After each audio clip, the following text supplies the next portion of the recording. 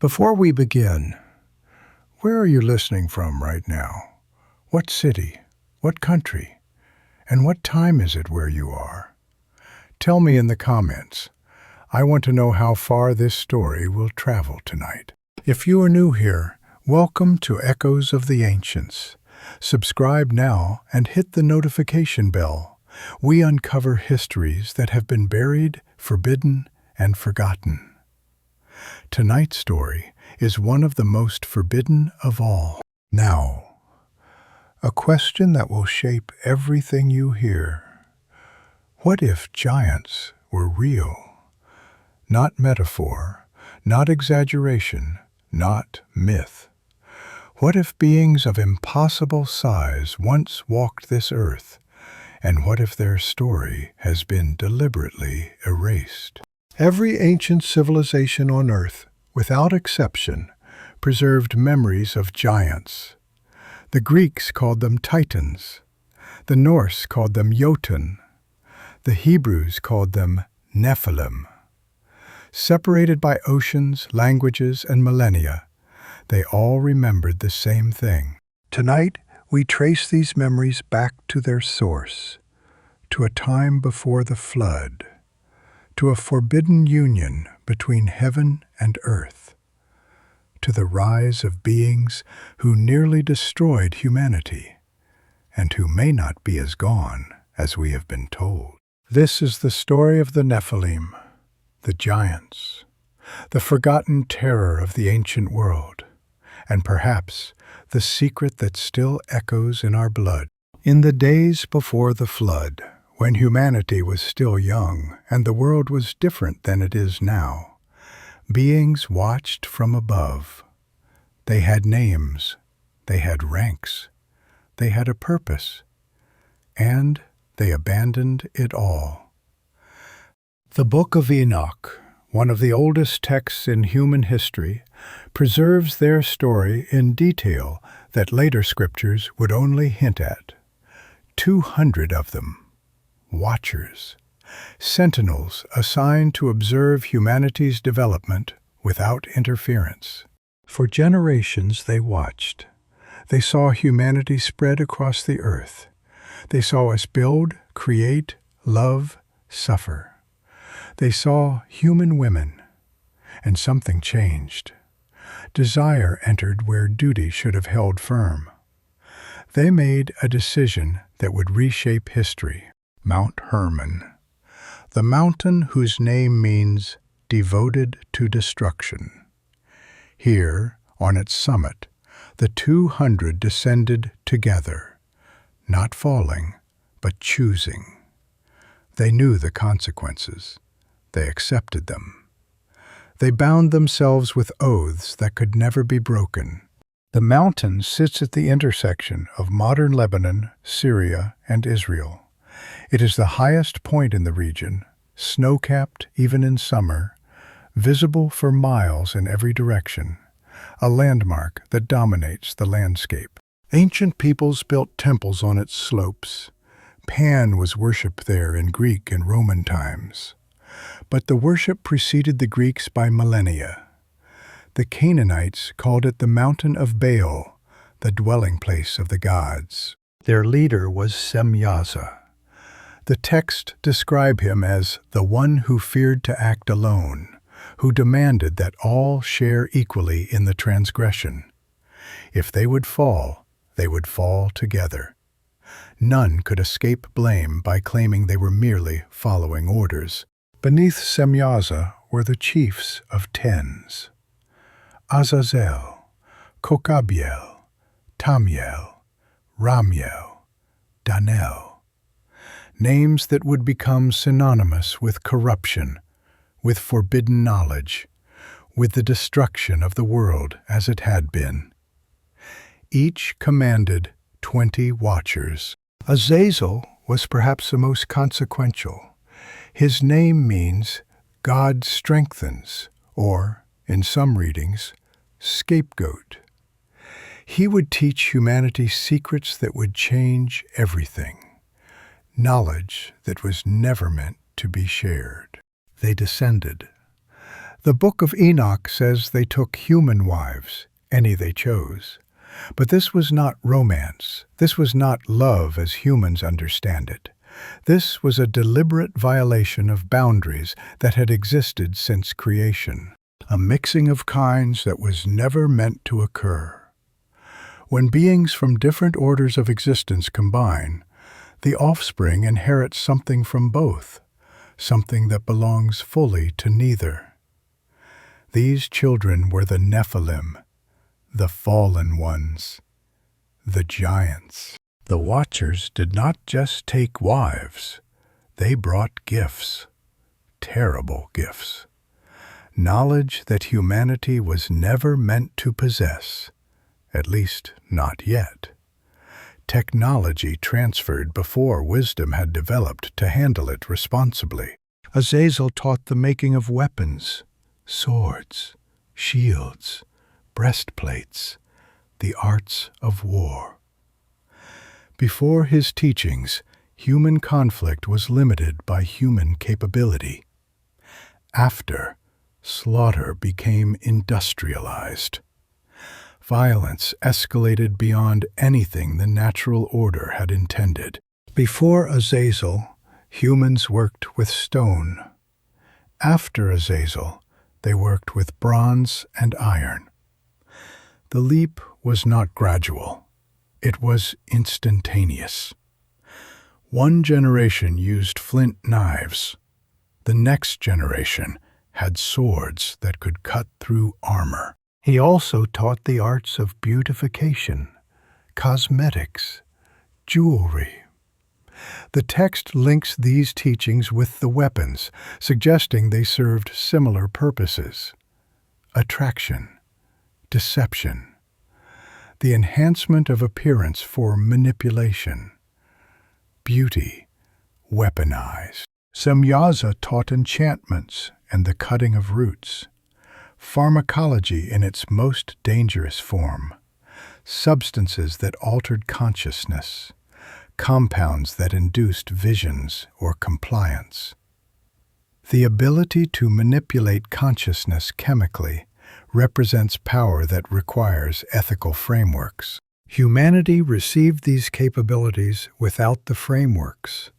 Manipulation became normalized. Consent became irrelevant.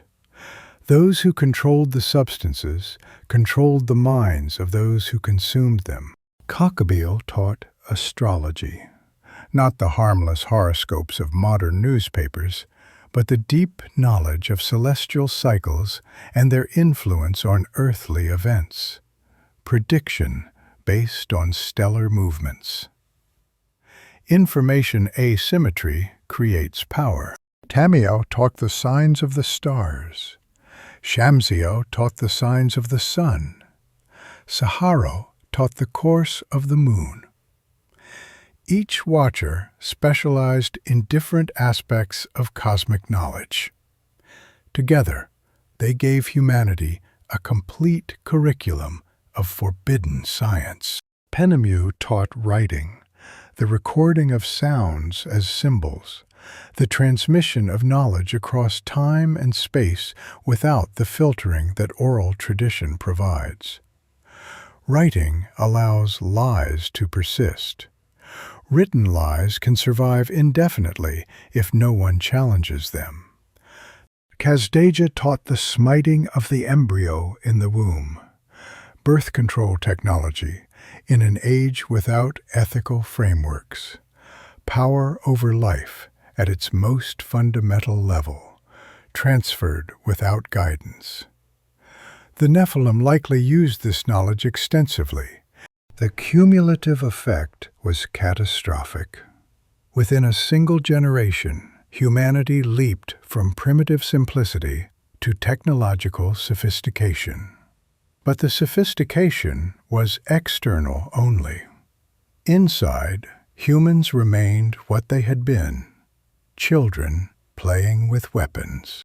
The children born from these unions were not normal children. They could not be. These children were the Nephilim. The texts are specific about their size, 300 cubits tall, according to some versions. That would be approximately 450 feet. Even if we assume exaggeration, the consistent theme across every account is that they were enormous, terrifyingly, impossibly large. Size was only the beginning of what made them dangerous. The Nephilim were not simply large humans. They were hybrid beings, combining celestial and terrestrial natures in ways that produced constant internal conflict, power without peace, capability without contentment. Their hunger was legendary. The texts describe them consuming enormous quantities of food, then moving to human flesh when other sources failed.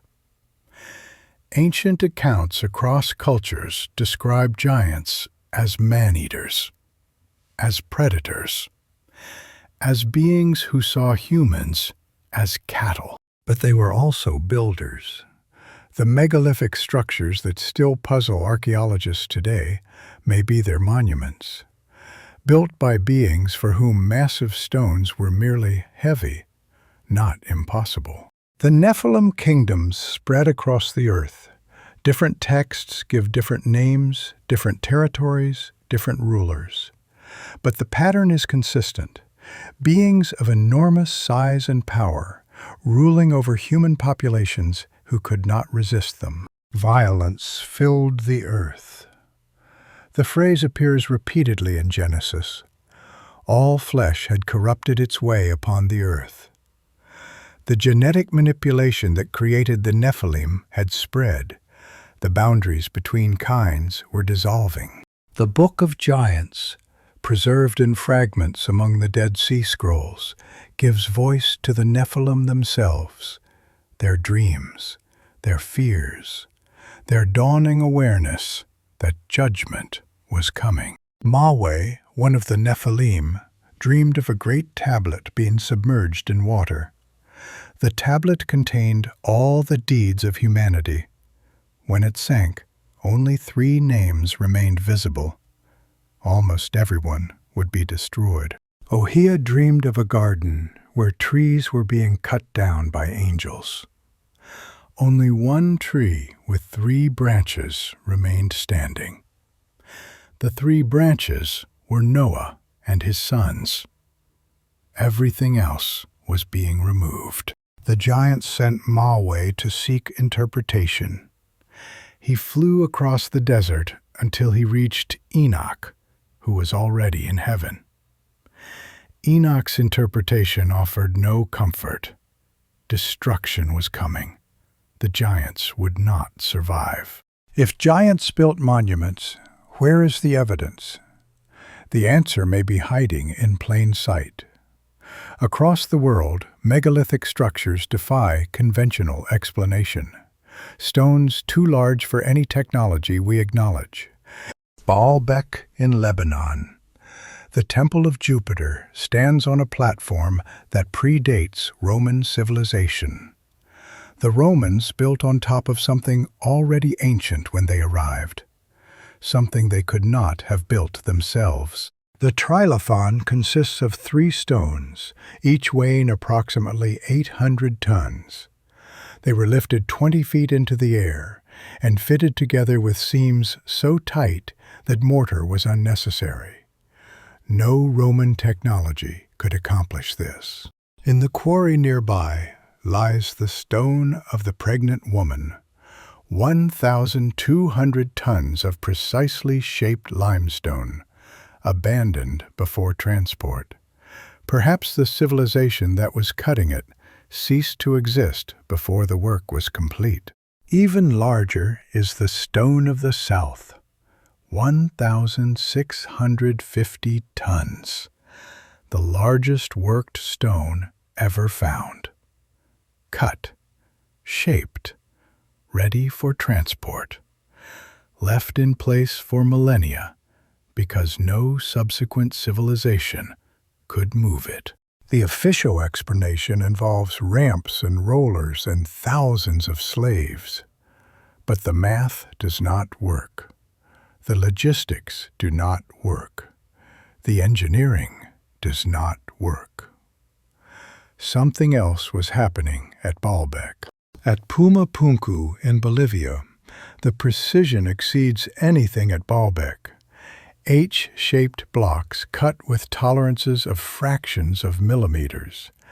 Internal surfaces that could only be reached by tools we cannot identify. The blocks are made of diorite and granite, two of the hardest stones on Earth. Working them requires diamond-tipped tools or harder. The Tiwanaku civilization that mainstream archaeology credits with Puma Punku had neither. The local Aymara people say giants built Puma Punku. They say it was constructed in a single night by supernatural beings. They say the stones were levitated into place by the sound of trumpets. Legend encoding what memory? At Sacsayhuaman in Peru, the wall contains stones weighing over 100 tons, fitted together in irregular patterns that interlock like three-dimensional puzzles. Earthquake after earthquake has struck. The walls remain standing. Modern attempts to replicate this construction have failed. Even with steel tools and modern engineering knowledge, contemporary builders cannot match the precision. The ancients knew something we do not. Göbekli Tepe in Turkey has forced revision of archaeological timelines. Massive carved pillars arranged in circles, built around 12,000 years ago, then deliberately buried. Built before pottery, before metallurgy, before, supposedly, everything. The carvings include beings that are clearly not human, figures with elongated heads, figures with strange proportions. Why was Göbekli Tepe buried? Was something dangerous being contained? Or something precious being protected? The global distribution suggests coordination. Similar construction techniques appear on different continents at dates when those continents supposedly had no contact. Either the same beings built in multiple locations, or they taught consistent methods. The situation could not continue indefinitely. A threshold had been crossed, and crossing back was no longer possible through natural means. The corruption had become too complete. Something drastic was required. The cries of humanity reached heaven. The texts are clear that this was response to specific complaint. Humanity was being consumed, literally and figuratively. The creation was destroying itself. Intervention became necessary. Enoch, the seventh from Adam, the one who walked with God and was not, served as messenger. He was sent to the watchers with a declaration of judgment. They who had been appointed to watch had abandoned their station. The watchers begged Enoch to intercede for them. They who had taught humanity to write petitioned through written documents for mercy. The irony is explicit in the text. But the petition was denied. The judgment was final. For the watchers themselves, the sentence was imprisonment, bound in darkness for 70 generations until the great day of judgment. 70 generations. If generations are calculated as biblical lifespans, that period may be approaching its end. For the Nephilim, the judgment was different, and in some ways worse. Their bodies would be destroyed. But their spirits, the hybrid essence that could belong to neither heaven nor earth, would remain. Wandering, hungry, the origin of demons. And for the earth itself, the solution was total. A flood that would cover all land, a reset that would preserve only what had not been corrupted. Noah found grace because he was perfect in his generations. His genealogy was intact. The flood accounts appear in virtually every ancient culture: Mesopotamia, Greece, India, China, the Americas, Aboriginal Australia. Details vary, but the core narrative is consistent. Global catastrophe, divine judgment, survival of the few. The waters came, long enough to accomplish the purpose. When they receded, the antediluvian world was gone. The Nephilim kingdoms, the corrupted populations, the evidence of what had been, all buried under miles of sediment. The flood should have been the end of the giant story. Everything corrupted was destroyed. Only Noah's uncorrupted line survived. Yet giants appear again in the biblical narrative, soon, repeatedly, disturbingly. How is this possible? Some suggest the contamination survived through the wives of Noah's sons, who are not described as perfect in their generations. Others suggest a second incursion of watchers, smaller scale but similarly transgressive. Whatever the mechanism, the evidence is clear. Giants returned. The land of Canaan was inhabited by multiple giant clans: the Anakim, the Rephaim, the Amim, the Zamzumim, as the Ammonites called them, different names for similar beings. The Anakim were the most prominent. Their name means long-necked ones. They were descended from Anak, son of Arba, called the greatest man among the Anakim. Hebron, originally Kiriath Arba, was their capital. The 12 spies sent by Moses brought back a report that devastated Israel's morale. The people who dwell in the land are strong, and the cities are fortified and very large. We seemed to ourselves like grasshoppers. Ahiman, Shishai, and Talmai were the specific Anakim rulers at Hebron. Named individuals, historical figures in the text. Caleb requested Hebron as his inheritance specifically because the Anakim were there. At 85, he drove them out. Og of Bashan was among the last of the Rephaim. His bed measured 9 cubits by 4 cubits, approximately 13 feet by 6 feet. His kingdom included 60 fortified cities. This was not a primitive tribal chief. This was a king with infrastructure. Goliath of Gath, 6 cubits and a span, approximately 9 feet tall. His armor weighed 5,000 shekels of bronze. His spear's head weighed 600 shekels of iron.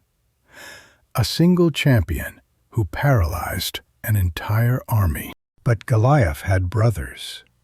The text mentions Lami and others. It mentions Ishbi-Benob, another giant who nearly killed David. It mentions a giant in Gath with 6 fingers on each hand and 6 toes on each foot, killed by David's nephew. The systematic elimination of giants was central to Israel's conquest. Joshua specifically targeted giant territories. The conquest was incomplete until the giant bloodlines were destroyed.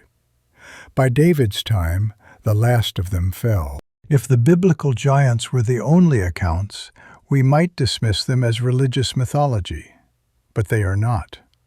Giants appear in the traditional histories of virtually every culture on Earth. This universality demands explanation.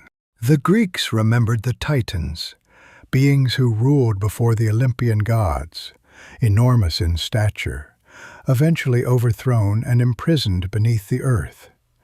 The parallel to the Watcher narrative is too striking to be coincidence. The war between Titans and Olympians, the Titanomachy, lasted 10 years. The defeated Titans were cast into Tartarus, the deepest pit of the underworld, powerful beings imprisoned until a future time. Sound familiar? The Norse preserve memories of the Jotun, frost giants and fire giants who existed before the gods. At Ragnarok, the final battle, the Jotun will break free from their restraints. The giants will have their revenge. Hindu traditions describe the Daityas and Danavas, giant races who warred with the gods. The Rakshasa were man-eaters with supernatural powers. Ravana, the 10-headed Rakshasa king, was eventually defeated by divine intervention. Native American traditions are rich in giant accounts. The Paiute speak of the Siteka, red-haired giants who lived in caves and preyed upon their ancestors. They were eventually trapped and burned in a cave. The location was Lovelock Cave, Nevada. The Delaware remembered the Allegheny, giants who built the great mounds along the Ohio and Mississippi rivers. The Choctaw told of Nahulo, white giants who were cannibals. Every tribe has similar memories. In South America, the Patagonian giants were reported by Magellan's expedition. The giants of Tiahuanaco built impossible structures according to local tradition. Aztec tradition described the Kinametsin, giants destroyed by flood. The Zulus speak of the Imbulu, giant reptilian beings. The Dogon describe ancient visitors of great size from Sirius.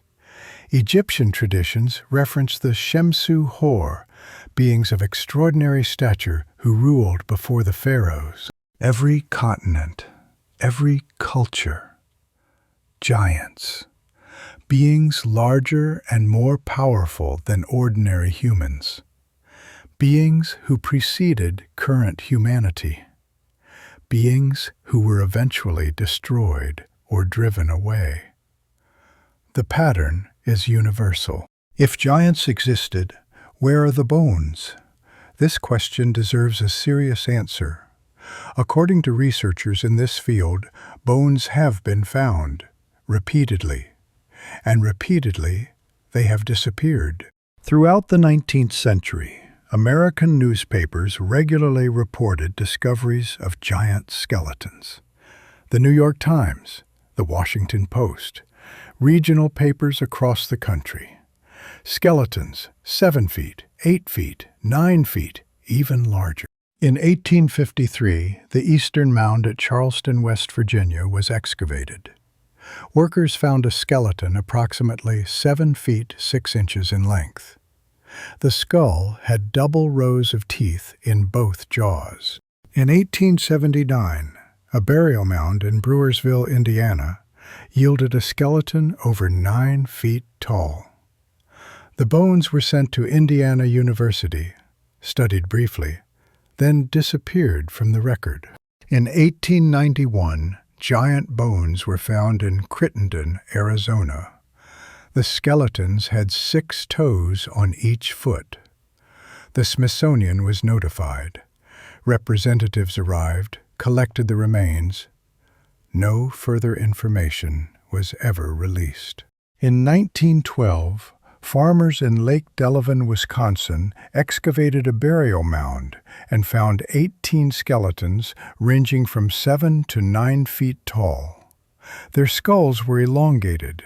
Their jaws had double rows of teeth. The New York Times reported it. Then silence.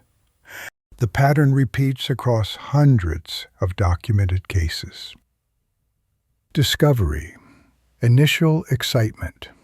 Notification of authorities. Collection of remains. Disappearance from the record. No museum displays. No scientific papers. Nothing. Jim Vieira and Hugh Newman documented over 1,500 newspaper accounts of giant skeleton discoveries in 19th and early 20th century America. The accounts named witnesses, provided measurements. Then they stopped. After around 1940, giant skeleton reports virtually disappeared from American newspapers. Either the discovery stopped, which seems unlikely given the consistency of earlier finds, or reporting was suppressed. Lovelock Cave in Nevada provides a documented example. In 1911, miners discovered artifacts and remains. Among them, according to initial reports, were skeletons of unusual size, red-haired, as Paiute legends described. Most remains disappeared. Some artifacts survive in museums. Giant sandals too large for normal humans, decoys suggesting people of much larger than average size.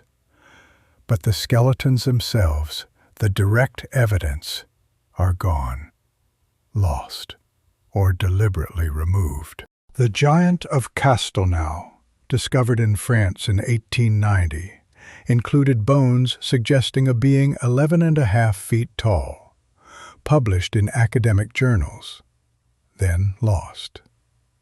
The pattern transcends national boundaries. Rumors persist of institutional suppression, allegations that major institutions have collected and disposed of evidence that challenges mainstream narratives.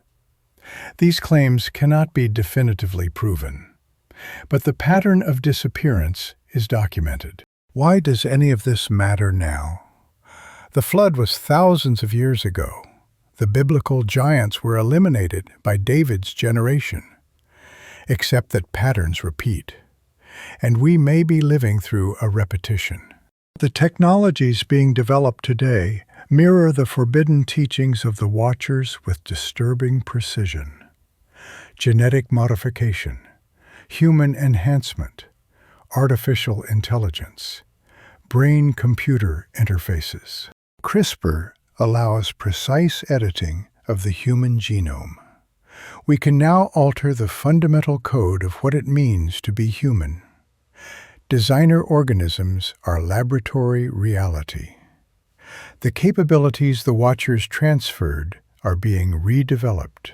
He Jiankui announced in 2018 that he had created gene-edited human babies, twin girls whose genomes had been modified before implantation.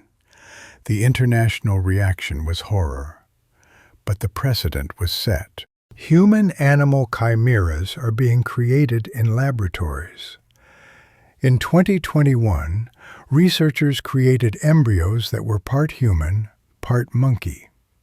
The mixing of kinds that ancient texts prohibited is now routine scientific practice. Brain-computer interfaces are progressing rapidly.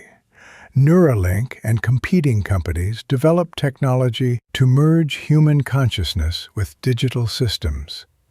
The boundary between biological and artificial becomes fluid. Military projects around the world develop super soldiers, enhanced endurance, reduced need for sleep, increased strength. The details are classified, but the direction is clear. Warriors more than ordinary humans. If such soldiers are created, they will eventually enter civilian life. Their enhanced genetics will enter the general population. The modification will spread. We will have changed what humanity is, permanently. The ancient accounts describe exactly this scenario. Enhancement leading to corruption. Capability exceeding wisdom. Modification spreading until the original stock is contaminated. And then, catastrophic reset. The ancient prophecies speak of a time when these conditions would return. The days of Noah would precede the end. What characterized those days?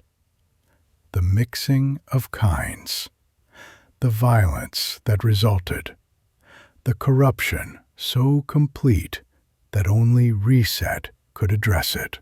If the spirits of the Nephilim truly survived the flood as wandering entities, their ongoing influence shapes the world we inhabit. This dimension cannot be ignored. The Book of Enoch describes what happened when the Nephilim died. Their bodies perished, but their spirits, being hybrid, could not go where human spirits go.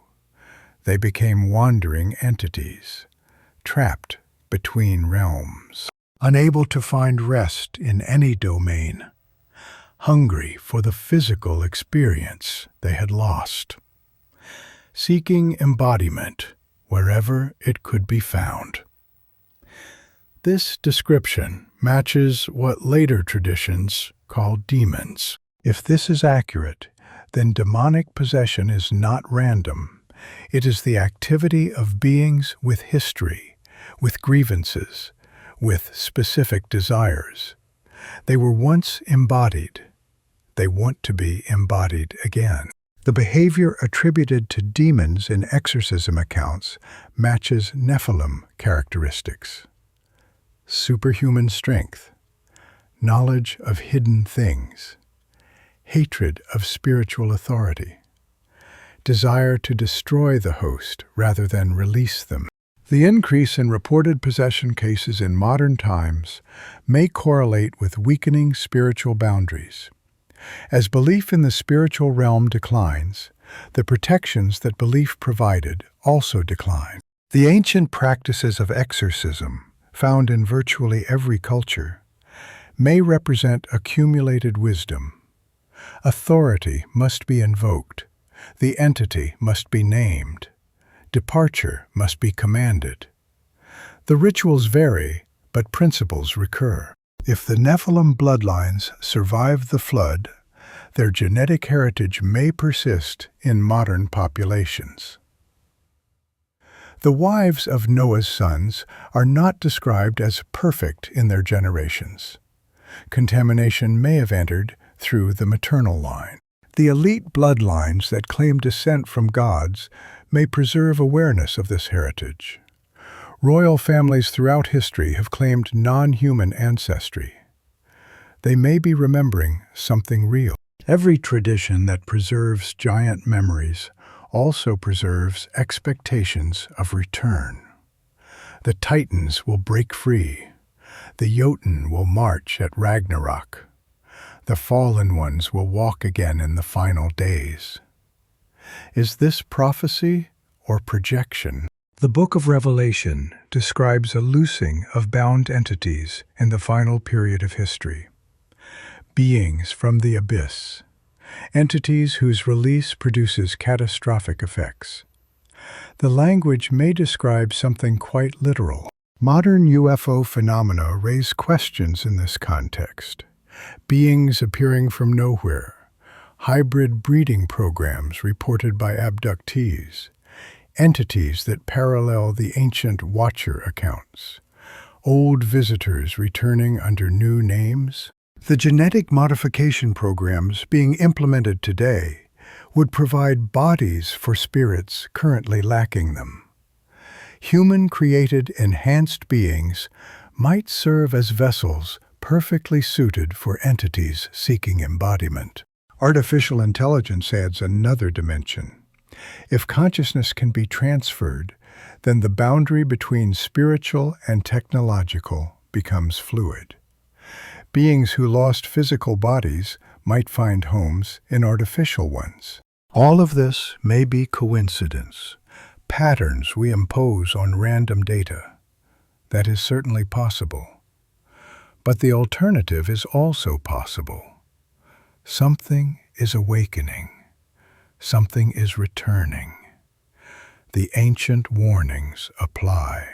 What should we do with this possibility? Panic serves no purpose. Denial seems unwise. The appropriate response may be attention. Watch, observe, notice the patterns. Ask what they might mean if accurate. Let us consider what the giants actually looked like, according to the accounts that describe them most carefully. The texts are more specific than casual readers realize.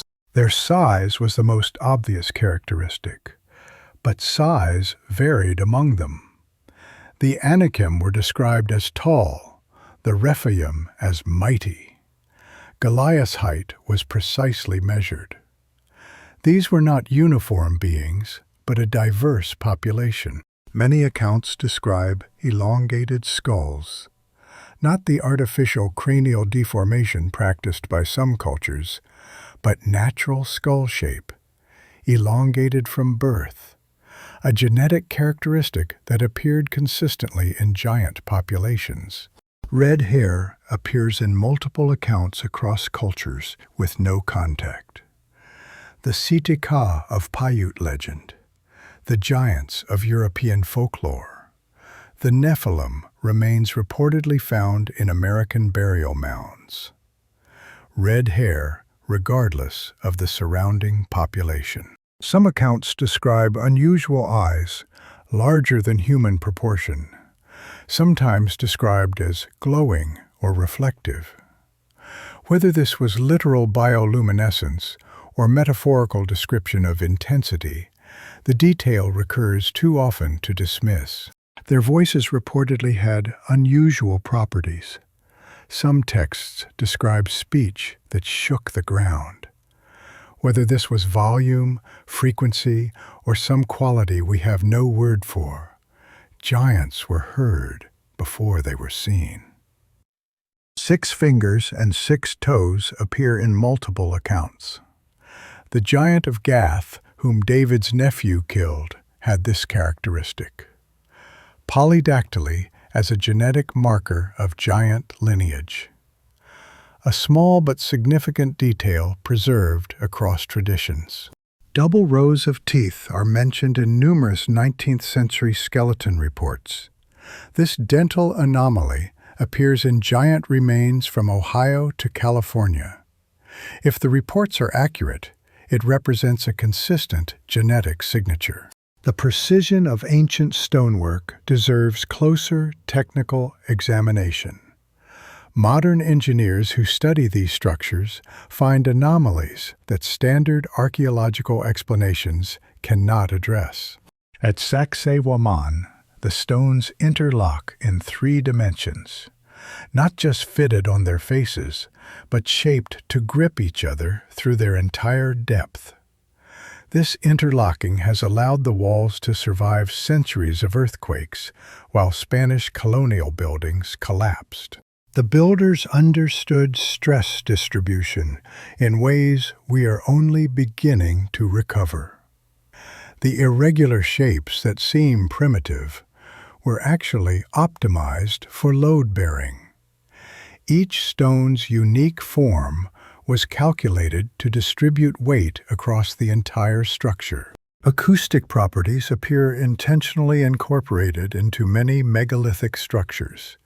The King's Chamber in the Great Pyramid resonates at specific frequencies. The stones of Stonehenge were chosen for their acoustic properties and transported hundreds of miles for that reason. At Göbekli Tepe, the T-shaped pillars produce measurable infrasound when struck. Infrasound affects human consciousness in predictable ways. Were these structures designed to alter awareness through sound? The engineering suggests intention beyond simple construction. The quarrying techniques remain unexplained. The precision of cuts, the extraction of massive blocks without cracking, the ability to work diorite and granite, among the hardest stones on Earth, with tolerances that modern diamond tools struggle to match.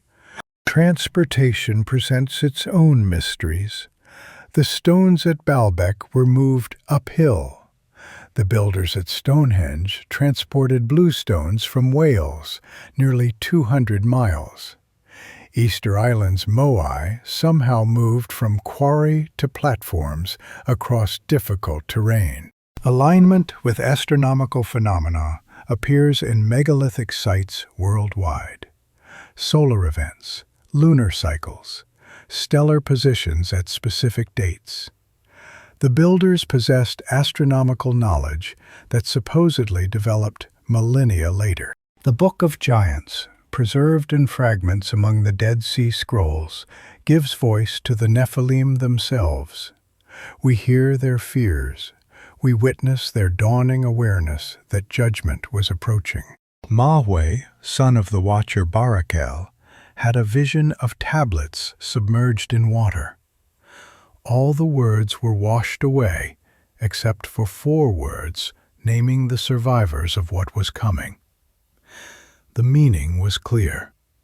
Almost everyone would be destroyed. Ohia, another giant, dreamed of a garden with 200 trees being cut down by angels. Only 1 tree with 3 branches remained.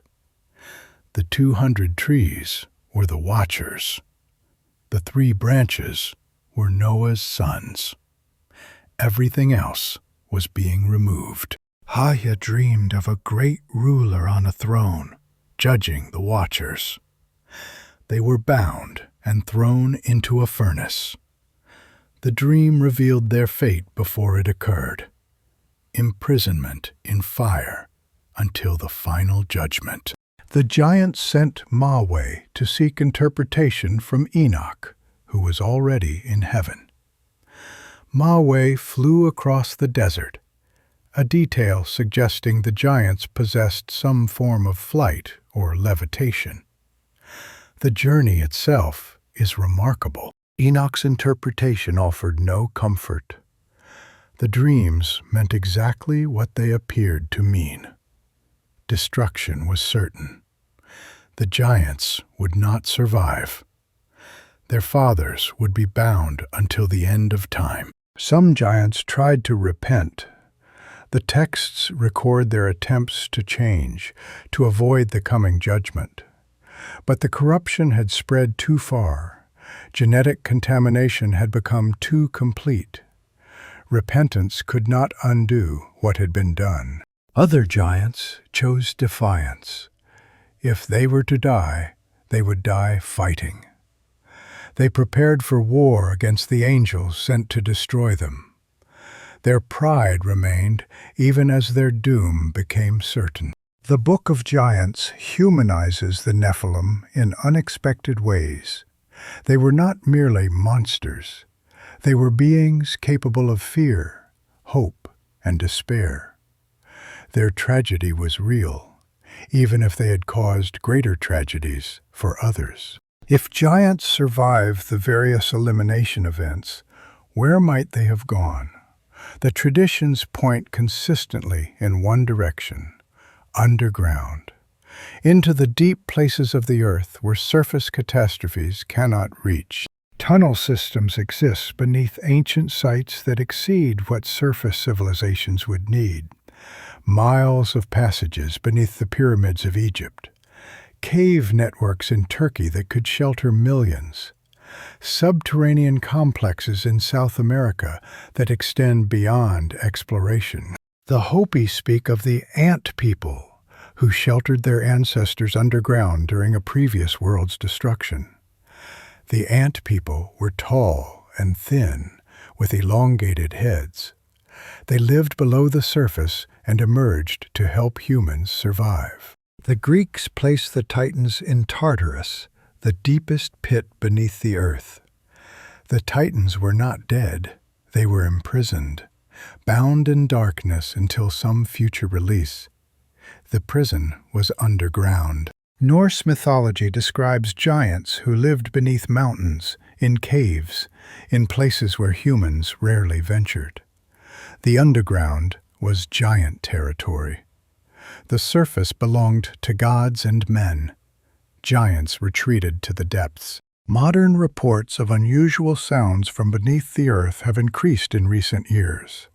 The groaning and rumbling recorded worldwide.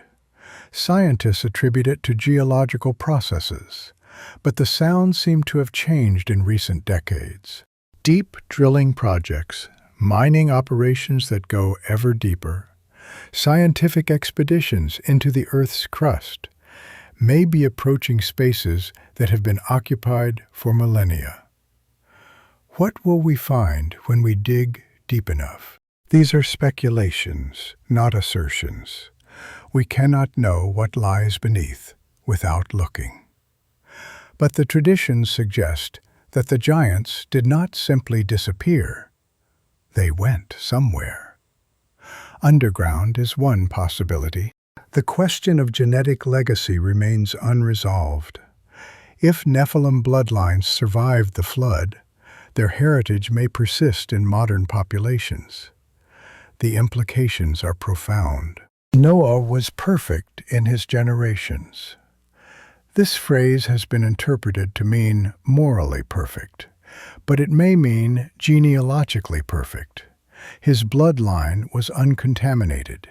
His genetics remained as originally designed. If only Noah's line was pure, and giants appeared after the flood, as the texts describe, contamination must have entered through another route. The wives of Noah's sons are not described as perfect in their generations.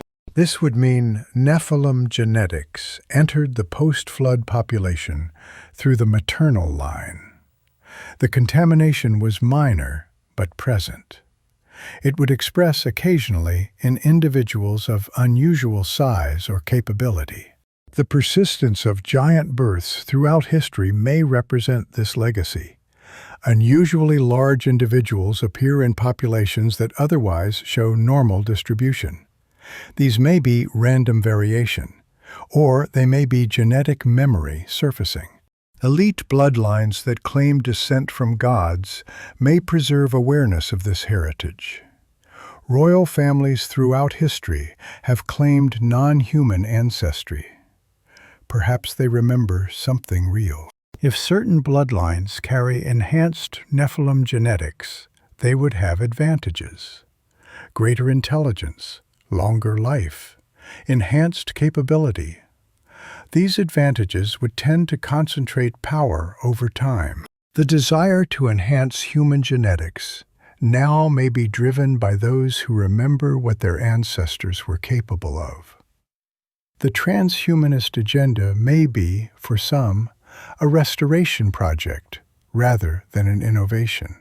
The signs that may indicate Nephilim-related developments in our time are subtle but recognizable if you know what to look for.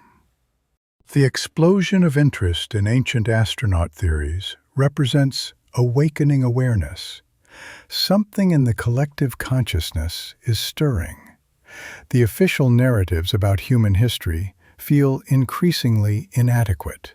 The prevalence of giants in entertainment is remarkable.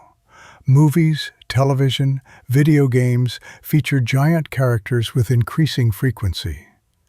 The collective imagination is preparing for something, or remembering something. The normalization of genetic modification proceeds rapidly. What was controversial a decade ago is routine now. What is controversial now will be routine in another decade. The boundaries are dissolving incrementally. Reports of unusual phenomena are increasing. UFO sightings acknowledged by governments. Strange sounds from the sky recorded worldwide. Unexplained disappearances in significant numbers. Something is happening that official explanations do not cover. The breakdown of consensus reality accelerates. What was fringe becomes mainstream. What was mainstream becomes questionable. The stable narratives that organized modern life are fragmenting. The resurgence of interest in the occult, in magic, in non-material approaches to reality, suggests that materialist explanations have lost their hold. People are looking for answers that science does not provide. Whether these developments indicate Nephilim return or simply parallel conditions, they merit attention. The patterns are recognizable. The precedents exist. We have seen this before. Let us be honest about what we can know and what remains uncertain. Intellectual honesty requires acknowledging the limits of our knowledge. We can know that ancient texts consistently describe giants. This is documented fact. The texts exist. They can be read and translated. Their descriptions are specific and detailed. We can know that archaeological anomalies exist that current explanations do not adequately address. The precision of ancient construction, the size of certain stones, the distribution of similar techniques across unconnected cultures. We can know that giant skeleton reports filled 19th century newspapers and then stopped. Whether the reports were accurate or the remains were suppressed, something changed. That change requires explanation. We can know that modern technology is developing capabilities that mirror the forbidden knowledge of ancient accounts. This parallel may be coincidence. It may be significant. We cannot know for certain. We cannot know with certainty whether the Watchers were literal beings from another realm or metaphorical representations of something else. The texts describe them as real. But texts can encode truth in symbolic form. We cannot know with certainty whether giants were literally hundreds of feet tall or whether ancient accounts used large numbers symbolically. The theme of unusual size persists regardless of specific measurements. We cannot know with certainty what happened to the giant remains that were reported. Destruction, misidentification, suppression, decay. Any could explain their absence. We cannot prove which. What we can do is pay attention, notice patterns, preserve awareness, ask questions that official narratives discourage. The ancient wisdom keepers did this for us. We can do it for those who come after. Ultimately, the story of the Nephilim presents a choice, not about what to believe, but about how to live with uncertainty. We can dismiss the ancient accounts as primitive superstition. This is the safe choice. It requires no change in worldview. It allows us to continue as we were. But it may leave us unprepared. We can accept the accounts as literally true in every detail. This is the fundamentalist choice. It provides certainty. But it may blind us to nuance and complexity that literal interpretation misses. We can hold the accounts as possibly true, worth serious consideration, while remaining open to alternative interpretations. This is the hardest choice. It requires living with uncertainty, but it may be the most honest. The choice affects how we relate to emerging technologies. If the ancient warnings are valid, then genetic modification and human enhancement require extreme caution. The consequences of transgression may be severe. The choice affects how we understand current events. If the patterns are repeating, then what looks like progress may be regression. What looks like liberation may be corruption. Perspective changes perception. The choice affects how we treat ancient wisdom. If the ancients knew things we have forgotten, then their texts deserve more respect than modern arrogance typically grants. Make your choice consciously. Whatever you conclude, let it be conclusion rather than default, decision rather than drift. The stakes may be higher than we imagine, or they may be nothing at all. Either way, consciousness beats sleepwalking. The flood itself deserves examination. Was it merely heavy rain or something more? The texts suggest mechanisms beyond simple weather. The windows of heaven were opened. This phrase suggests something from above, beyond clouds. Some interpreters have suggested a water canopy surrounding the Earth that collapsed. Others propose cometary impact bringing water from space. The fountains of the great deep were broken up. This indicates water from below, subterranean reservoirs releasing simultaneously.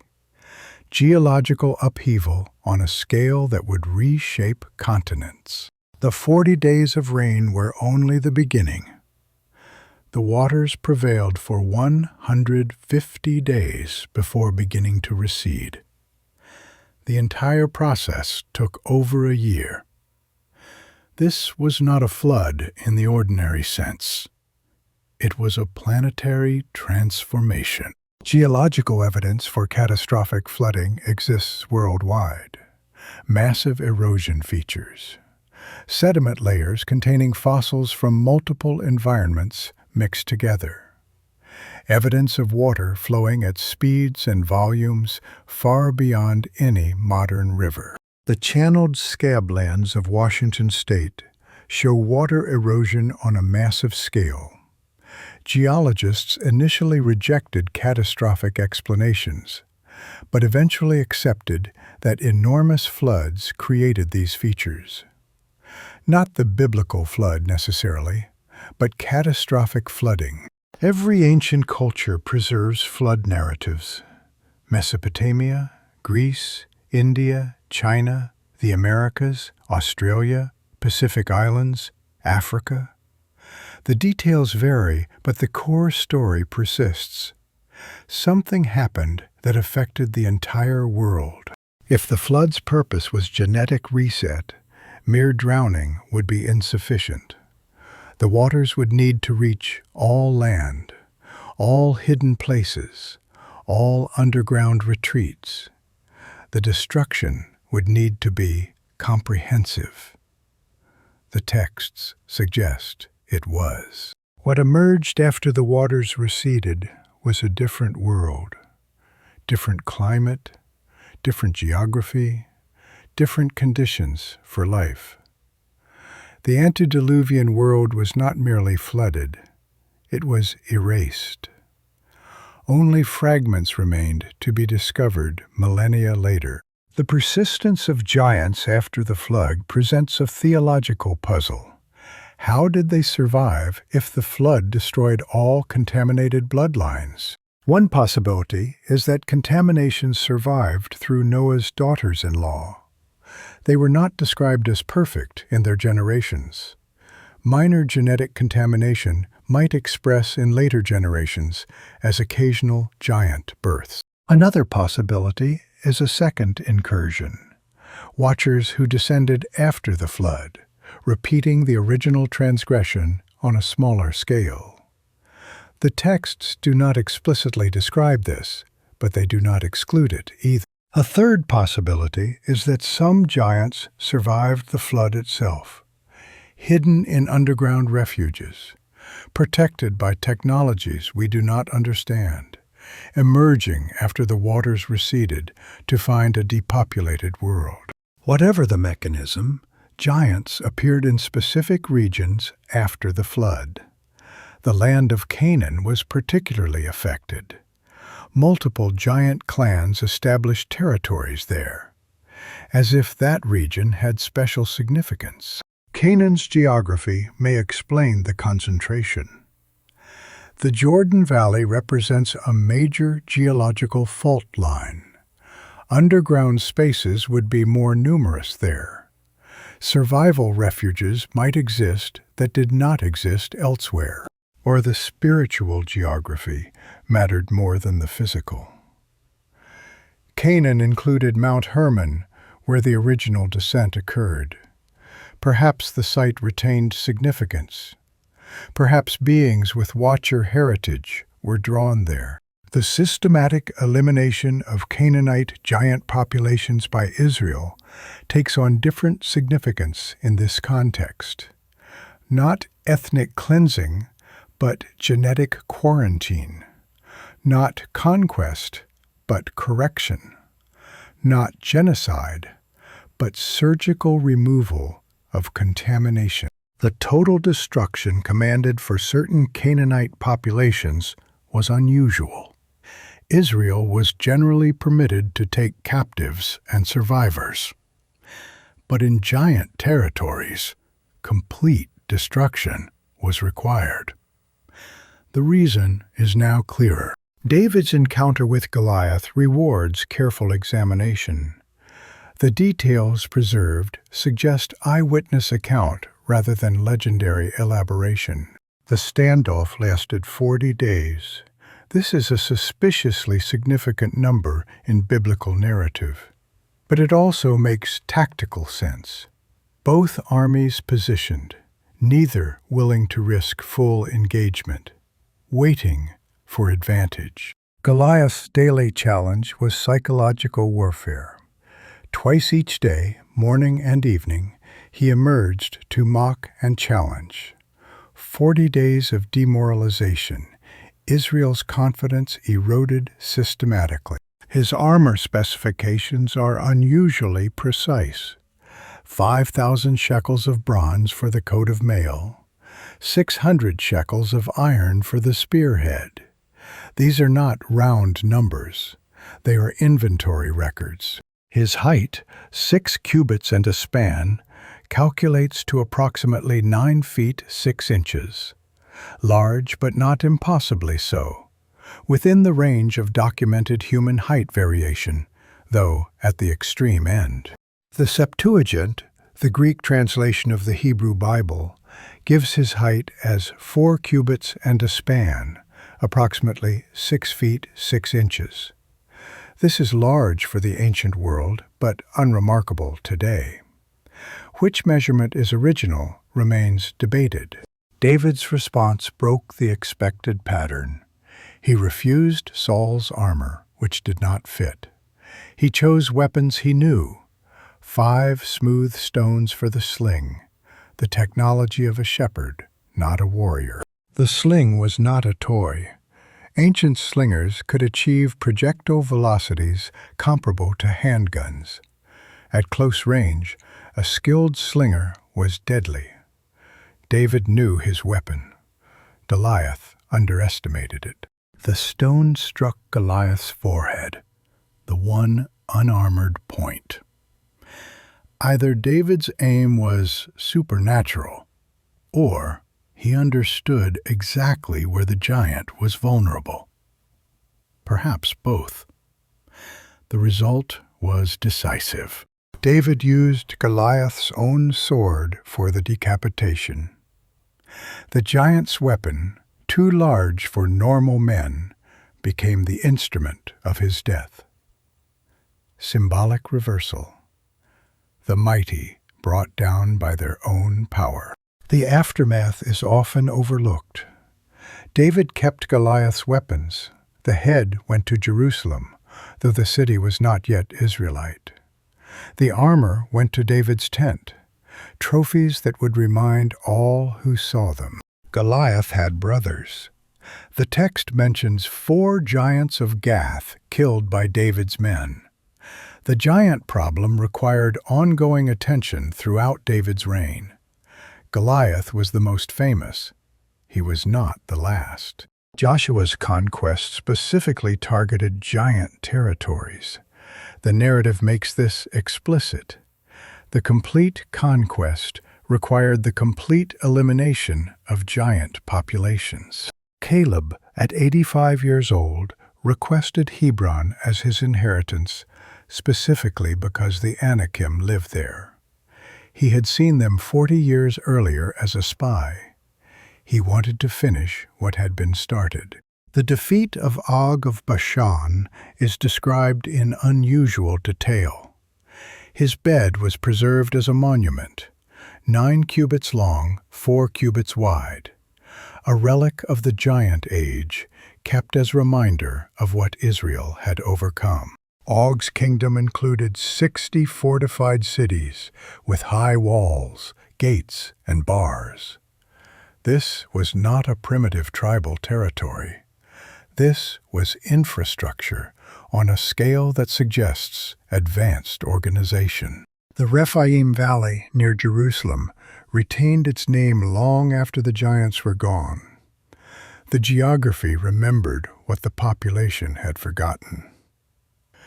Place names often preserve historical information that narratives lose. The Philistine giants of Gath may have been the last organized giant presence in the region. After David's generation killed them, the texts fall silent on giants. Either they were gone, or they went into hiding. The parallels between biblical giant accounts and global mythologies deserve systematic examination. The similarities are too numerous and too specific to be coincidence. The Greek Titans were imprisoned in Tartarus after their defeat by the Olympians. The Watchers were imprisoned in darkness until the final judgment. Both traditions describe powerful beings bound after conflict with higher authority.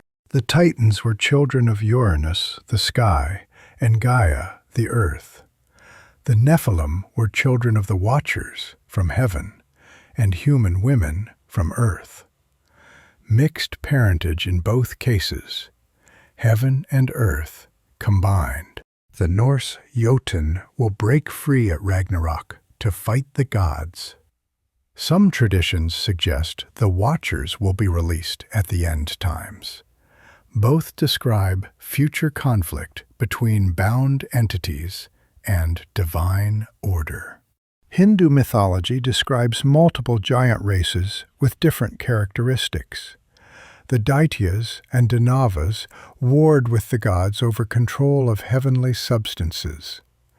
The conflict over power and resources mirrors the Nephilim narrative. The Rakshasa were shapeshifters. They could appear human or monstrous at will. Some giant traditions describe similar capability. The ability to blend into human populations would explain survival over millennia. Native American giant traditions often include specific geographical markers. The Sitka were associated with Lovelock Cave. The Allegheny built the mounds of the Ohio Valley. Giants are remembered as beings who lived in specific places. The red hair motif appears across cultures with no contact. Paiute giants, Irish giants, giants in Peruvian traditions. Red hair as a marker of giant lineage, appearing consistently in populations where red hair was otherwise unknown. Cannibalism appears in most giant traditions. Giants ate humans.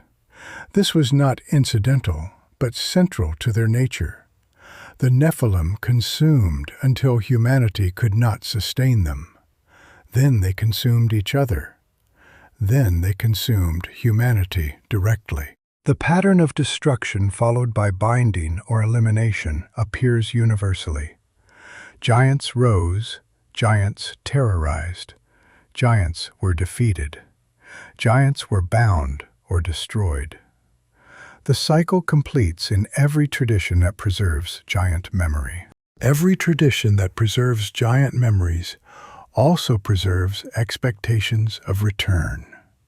This is not random. Something about the narrative demands future completion. The Book of Enoch describes the Watchers as imprisoned until the great day of judgment. They are not destroyed, they are bound. Binding implies eventual unbinding. Imprisonment implies eventual release or final sentencing. The Book of Revelation describes beings released from the abyss in the final period of history. Locusts with human faces, horses with lion heads. The language is symbolic, but the release is literal. Bound entities becoming active again. Jesus said the end times would be like the days of Noah. What characterized those days? The mixing of kinds, violence filling the earth, corruption so complete that only catastrophic reset could address it. The conditions are described as returning. Modern UFO phenomena raise uncomfortable questions. Beings appearing from nowhere, hybrid breeding programs reported by abductees, entities that interact with humans in ways that parallel ancient Watcher accounts. Are these new visitors or old ones returning? The genetic modification technologies now available would provide bodies for spirits currently lacking them. If Nephilim spirits survived as disembodied entities, they would need vessels. Human-created enhanced beings might serve that purpose. The mythology of alien-human hybrids mirrors the Watcher-human hybrid narrative precisely. Beings from elsewhere breeding with humans to produce offspring neither fully human nor fully other. The story repeats because the reality may be repeating. Artificial intelligence adds another dimension. If consciousness can be uploaded, downloaded, transferred, then the boundary between spiritual and technological becomes fluid. Beings who lost physical bodies might find new homes in artificial ones. Whether these developments indicate actual Nephilim return or simply parallel conditions, they merit attention. The patterns are recognizable. The precedents exist. We have seen this before, if the texts are accurate. Given everything we have discussed, what should an individual do? The question is practical. Information without application remains merely interesting. First, maintain awareness. The patterns we have traced are not commonly known. Most people move through life assuming the official narratives are complete. Knowing that they may not be changes perception. Second, examine the text yourself. Do not rely on interpretations, including this one. The Book of Enoch, the Book of Giants, the biblical giant accounts. These are available. Read them. Form your own conclusions. Third, consider the emerging technologies carefully. The enhancements offered may carry costs that are not disclosed. The boundaries being transgressed may exist for reasons. Caution is not cowardice. Fourth, develop spiritual discernment if you take the metaphysical dimension seriously. The entities described in these texts interact with humans.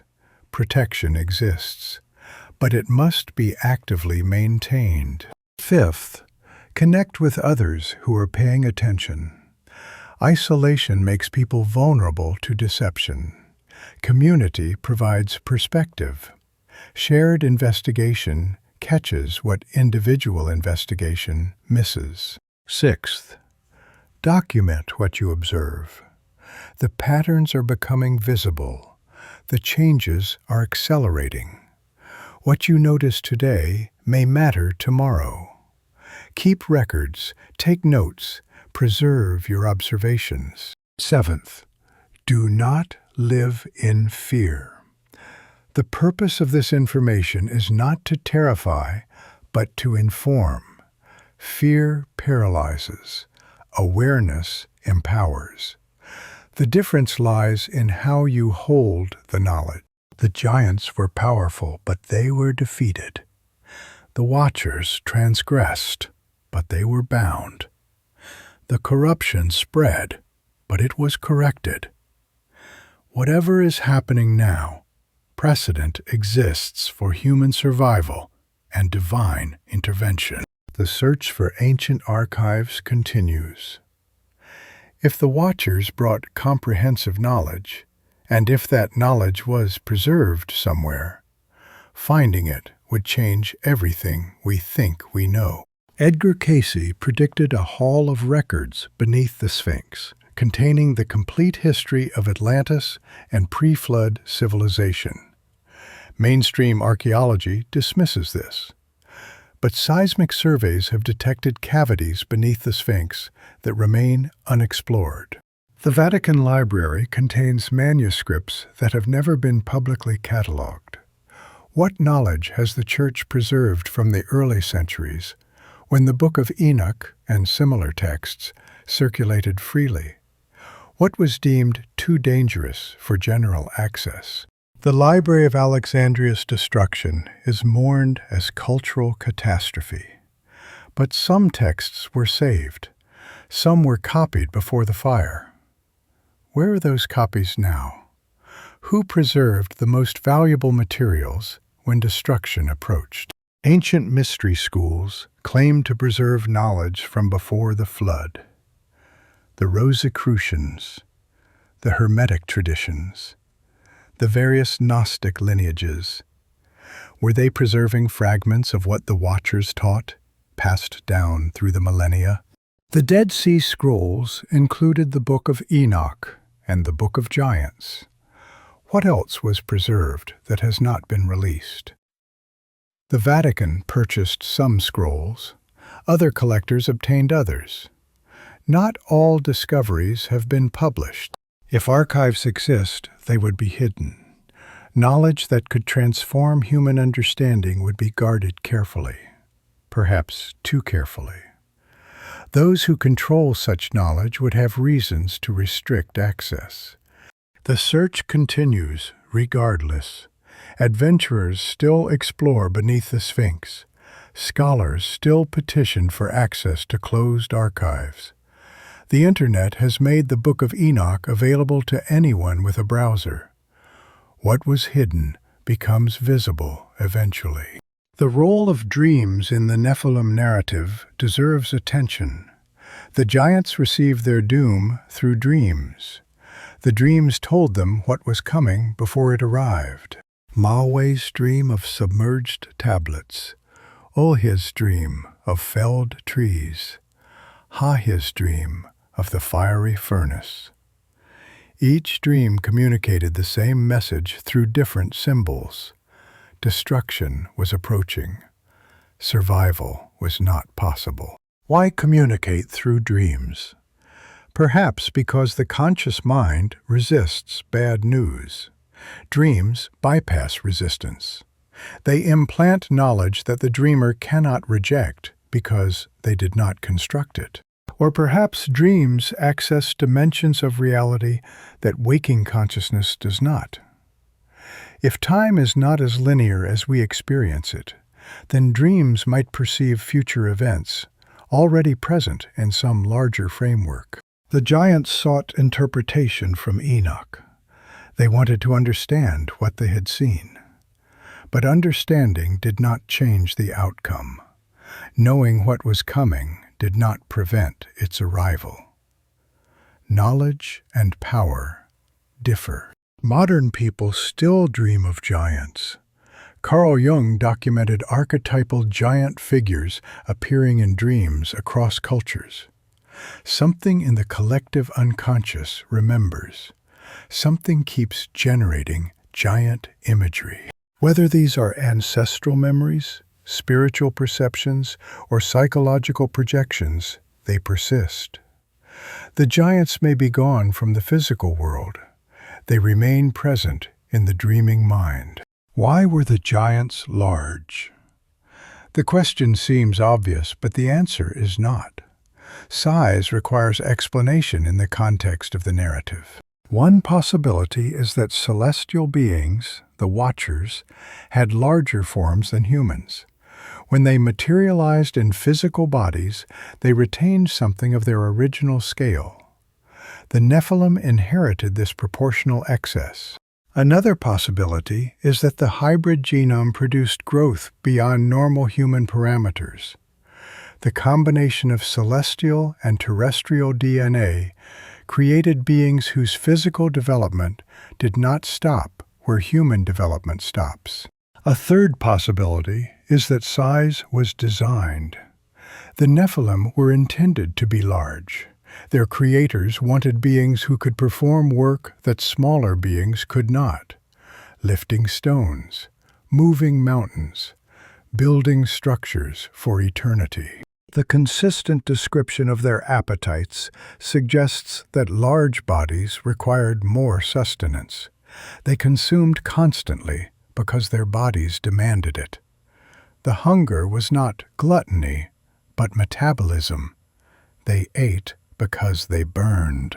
Their size made them terrifying, but also vulnerable. Large targets are easier to hit. Large bodies require more food, more water, more resources. The Nephilim's size may have contributed to their ultimate destruction. Too large to sustain, too visible to hide. The gradual reduction in giant size after the flood is notable. The Anakim were tall, but not 400 feet tall. Goliath was large, but within imaginable human range. Either the bloodline was diluting, or the stories were deflating over time. The role of sound in the Nephilim narrative and in megalithic construction deserves investigation. Ancient texts hint at acoustic technologies we do not currently understand. The walls of Jericho fell to trumpets and shouting. This seems symbolic. But what if it was technical? Resonance can destroy structures. The right frequency at sufficient amplitude can shatter stone. Tibetan traditions describe monks levitating stones through chanting. The vibrations aligned to produce anti-gravity effects. Western science dismisses this, but the traditions persist across multiple cultures with no contact. The king's chamber in the Great Pyramid resonates at a specific frequency when tones are produced inside it. The chamber was designed for acoustic effect. Why would a tomb need acoustic engineering? The Nephilim's voices were said to shake the ground. This could be metaphorical, or it could describe beings whose vocal apparatus produced frequencies with physical effects. Infrasound can move objects. Giants might have wielded sound as technology. Modern research into acoustic levitation has demonstrated that small objects can be suspended using sound waves. The principle scales. With sufficient power and precise frequency control, larger objects might be manipulated similarly. If the Watchers brought acoustic technology, and if the Nephilim inherited or learned it, then the impossible megaliths become less impossible. The stones were not dragged by slaves. They were moved by beings who understood vibration. Water plays a central role in the Nephilim narrative. The flood was water. The judgment was watery destruction. Understanding why requires understanding what water represents. Water dissolves. It breaks down structures. It erodes mountains over time. It carries away what was fixed. As an instrument of judgment, water represents the undoing of what had been made. The Nephilim were constructed beings. They were made from the union of incompatible natures. Water dissolved them, not metaphorically but literally. The flood destroyed their bodies by returning them to elemental components. But water does not destroy spirits. The Nephilim's bodies perished. Their spirits survived. This is why the flood was necessary, but not sufficient. The physical contamination was removed. The spiritual problem persisted. The binding of the Watchers in dark places may involve water as well. Tartarus, the Greek equivalent, was sometimes described as surrounded by waters. The deep places where bound entities wait may be aquatic.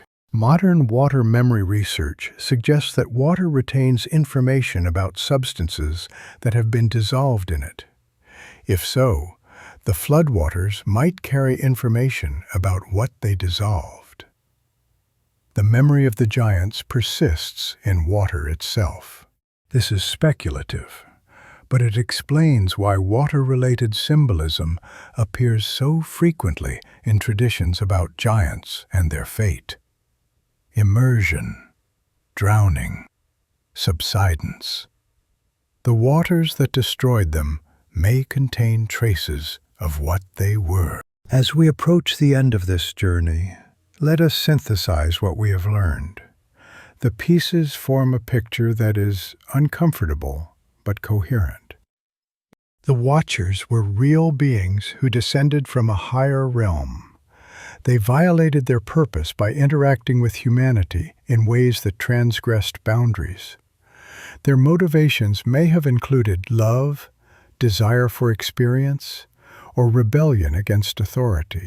The Nephilim were their offspring, hybrid beings combining celestial and terrestrial nature. Their size, their appetites, their capabilities, all derived from this mixed heritage. They were powerful but unstable, enhanced but suffering. The knowledge transferred by the Watchers accelerated human development, but corrupted human character. Technology without wisdom produces destruction. Enhancement without ethics produces monsters. The lesson applies today. The flood was necessary intervention when corruption exceeded the possibility of correction by lesser means. Sometimes systems must be reset. Sometimes the only solution is starting over. This is tragedy, not cruelty. Giants persisted after the flood, suggesting either survival or recurrence. The systematic elimination of giant populations by Israel represented ongoing correction. The contamination kept appearing and kept being addressed. The global distribution of giant traditions suggests either one source or one reality. The parallels are too numerous and too specific for coincidence. Something happened that affected the entire world.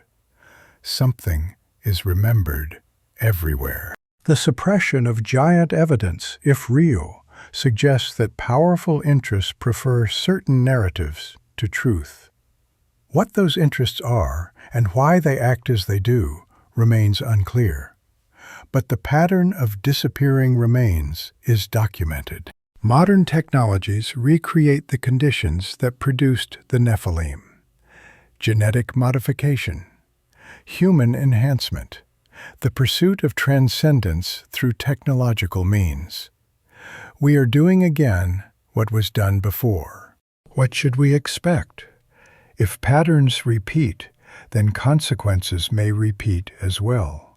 Not necessarily identical consequences, but rhyming consequences.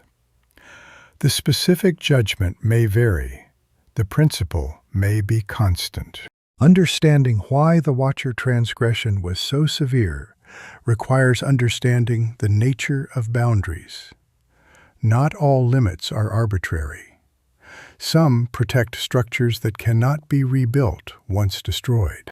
The mixing of kinds violates something fundamental about how reality is organized. Different orders of being exist for reasons. When they combine improperly, the result is inherently unstable. The Nephilim were unstable from conception. Consider what the Watchers gave up. They had a place in the celestial hierarchy. They had a function. They had belonging. They traded all of this for physical experience. The trade was irreversible. They could not go back.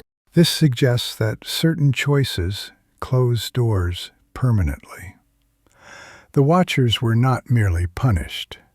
They were permanently altered by their choice. Their nature changed in ways that could not be undone.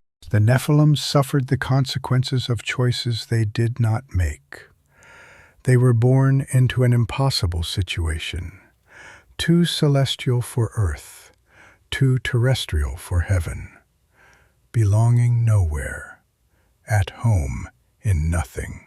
This is perhaps the deepest tragedy of the narrative. The children bore the consequences of their father's decisions. The pattern is universal. Choices ripple forward through generations.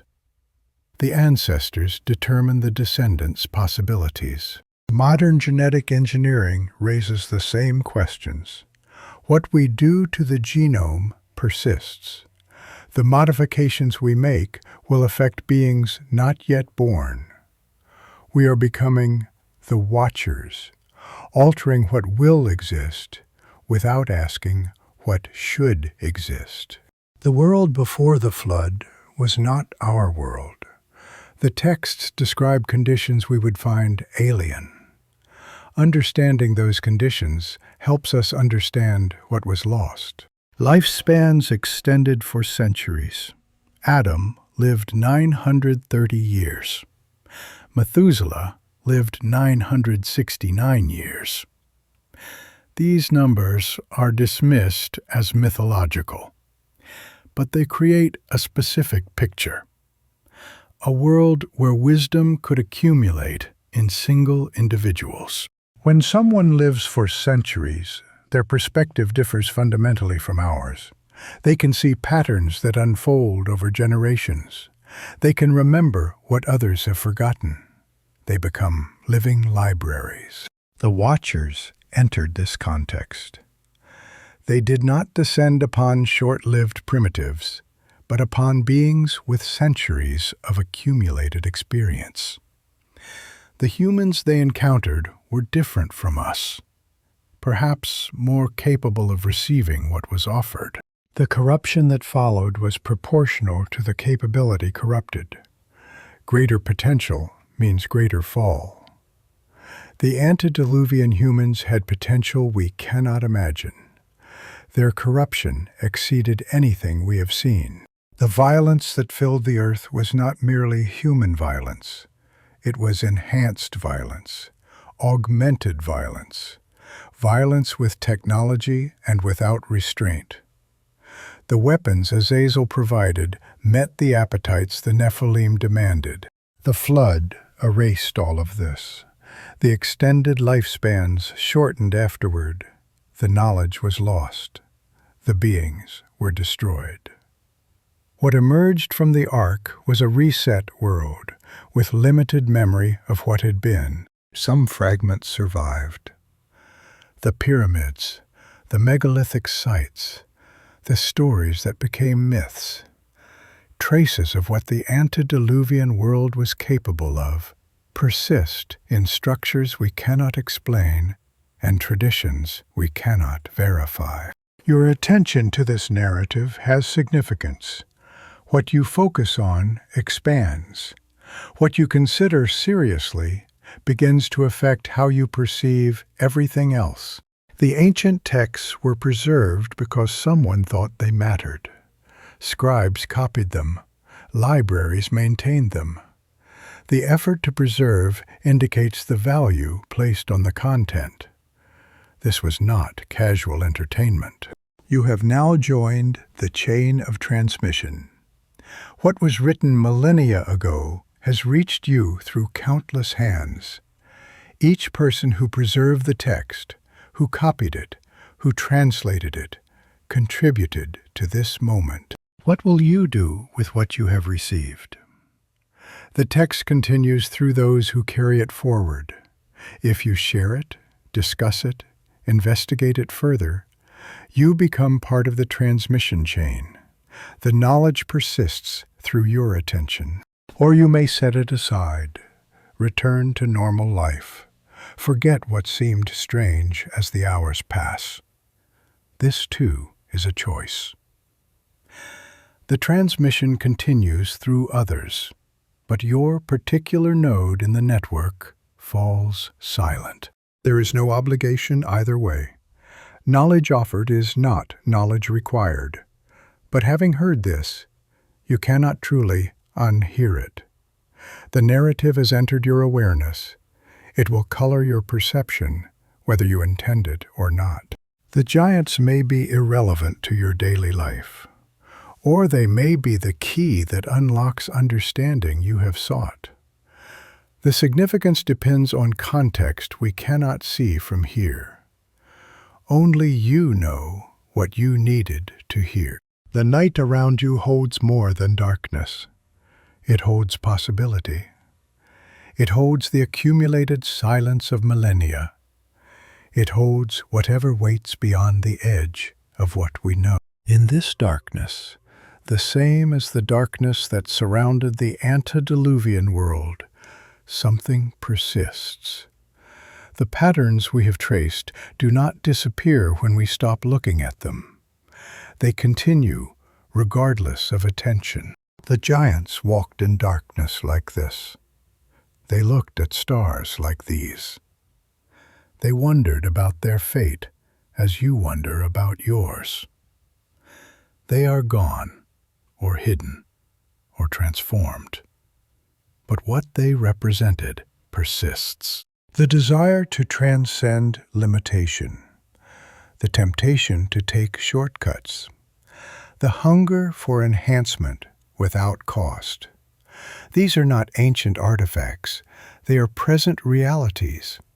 They drive the technologies emerging now. What you have heard tonight is not merely historical.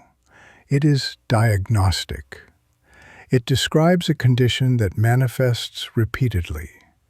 Understanding the pattern helps recognize its current expressions. Watch the developments carefully.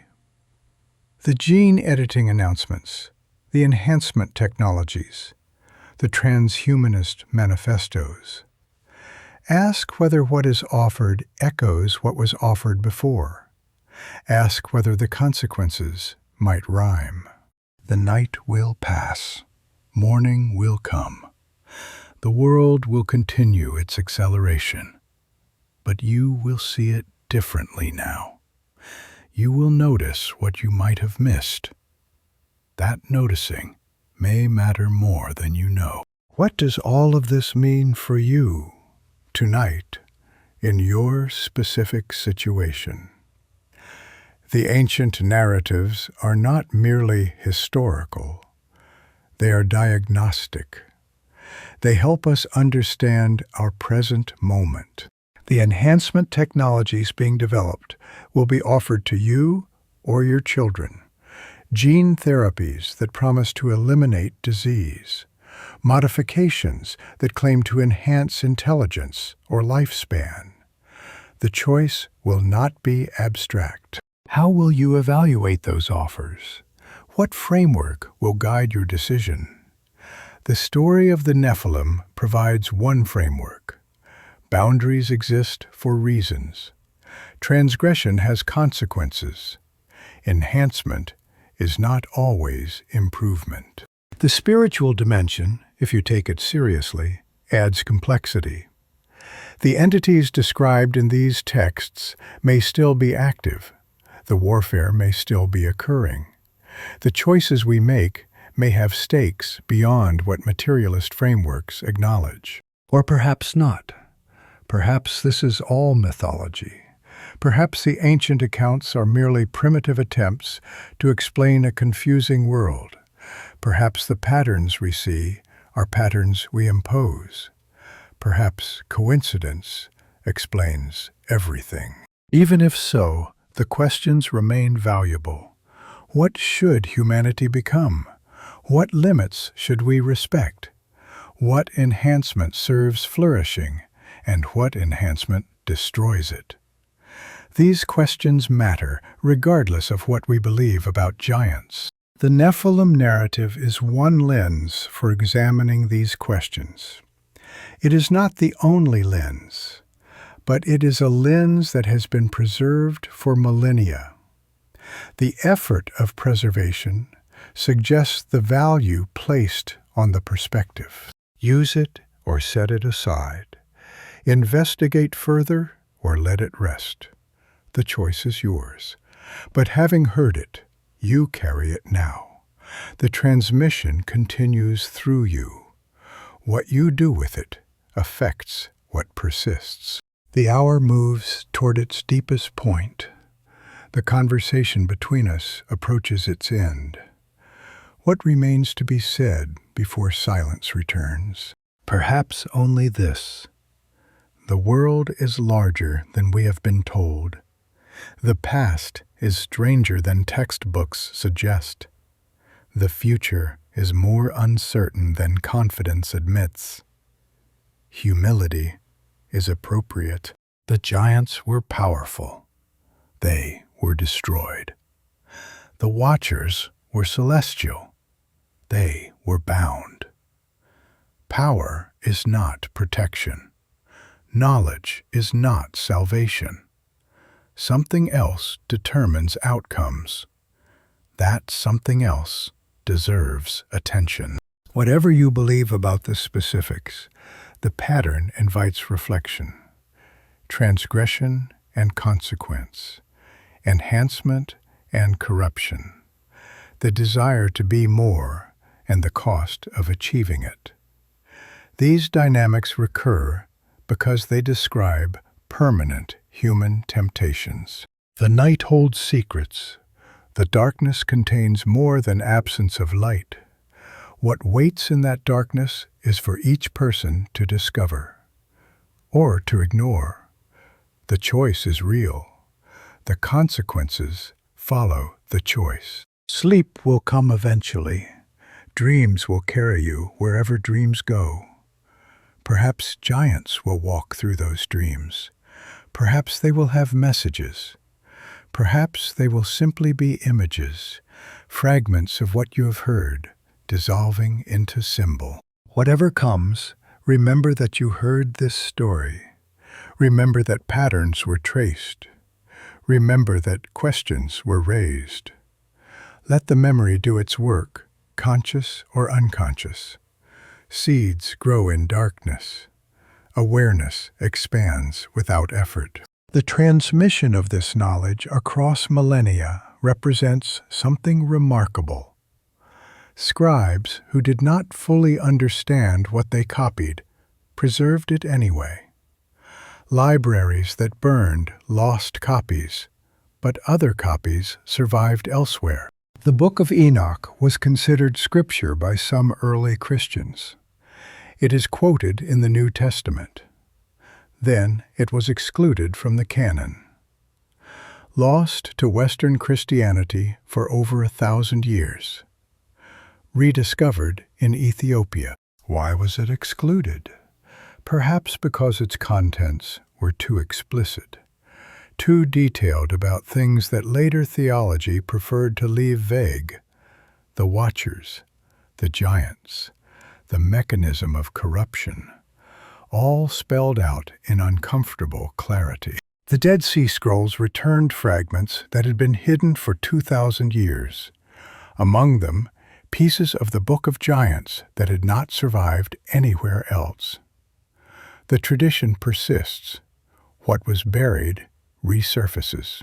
The numbers in the Nephilim narrative carry significance. 200 Watchers descended. 70 generations of punishment. 40 days of rain. These are not arbitrary figures. 200 represents completeness of conspiracy, enough to form a movement, too many to claim individual error. The descent was organized, deliberate, collective. The punishment was therefore collective. 70 generations appears throughout ancient texts as a measure of complete time. It represents the full cycle of human lineage from action to final judgment. The Watchers wait that long in darkness. 40 appears repeatedly as a period of testing or transformation. 40 days of rain.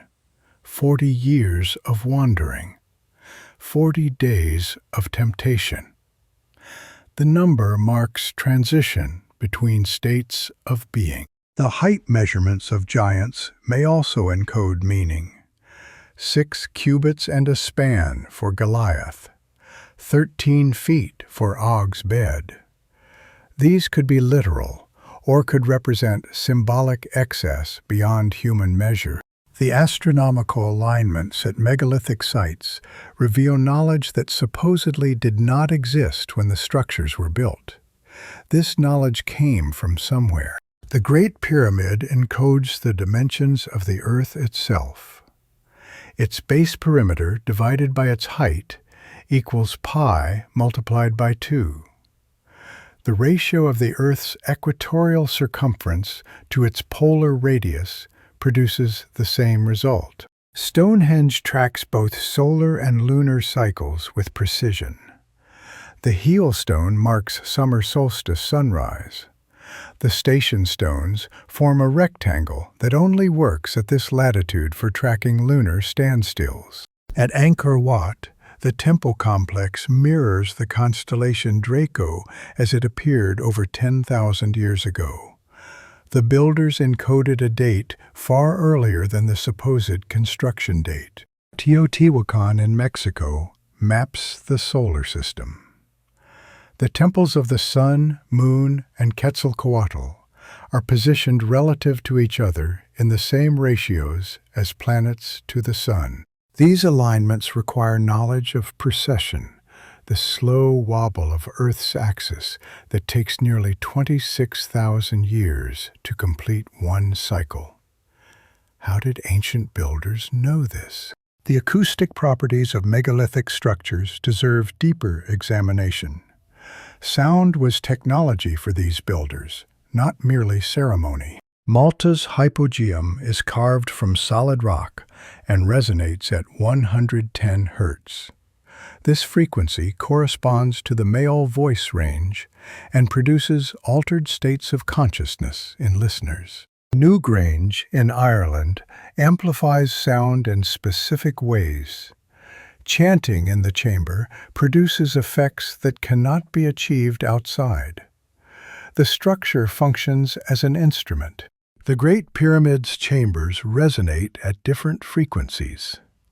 The King's Chamber at 144 Hz. The Queen's Chamber at 110. The combination may have produced specific effects. Ancient cultures universally associated specific sounds with specific powers. Om, Amen, Alleluia.